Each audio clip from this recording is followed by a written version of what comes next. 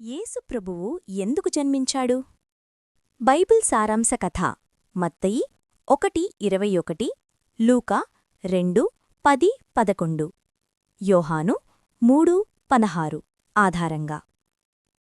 ప్రపంచం పాపం, బాధ, భయంతో నిండిపోయిన కాలంలో దేవుడు తన ప్రజలను ప్రేమతో చూశాడు. మనుషులు దేవుని నుండి దూరమైపోయినా దేవుడు వారిని వదిలిపెట్టలేదు. ఆయన ఒక గొప్ప వాగ్దానం చేశాడు, ఒక రక్షకుడు వస్తాడు అని. పూర్వకాలంలో ప్రవక్తలు ఈ రక్షకుని గురించి ముందే చెప్పారు.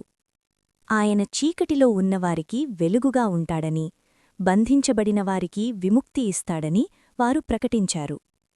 దేవుడు తన వాగ్దానాన్ని నెరవేర్చడానికి తన కుమారుడైన యేసును ఈ లోకానికి పంపాలని నిర్ణయించాడు. దేవదూత మరియకు ఇలా చెప్పాడు, నీవు ఒక కుమారుని కనుతావు. ఆయనకు యేసు అని పేరు పెట్టాలి, ఎందుకంటే ఆయన తన ప్రజలను వారి పాపాల నుండి రక్షిస్తాడు. యేసు రాజమందిరంలో కాకుండా ఒక సాధారణ గోశాలలో జన్మించాడు. ఇది దేవుడు గొప్పవారికే కాదు, ప్రతి ఒక్కరికీ చేరువుగా ఉండాలని కోరుకున్నాడని చూపించింది. యేసు జననం ద్వారా దేవుడు మనతో ఉండాలని కోరుకున్నాడు. అందుకే ఆయనను ఇమ్మాన్యుయేలు అని పిలిచారు.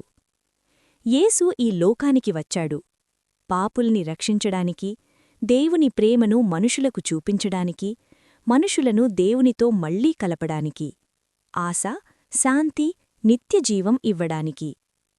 యేసు జననం ఒక కథ మాత్రమే కాదు, అది దేవుని ప్రేమకు స్పష్టమైన గుర్తు. మనం అర్హులు కాకపోయినా దేవుడు మనలను ప్రేమించి మనకోసం తన కుమారుణ్ణి పంపాడు.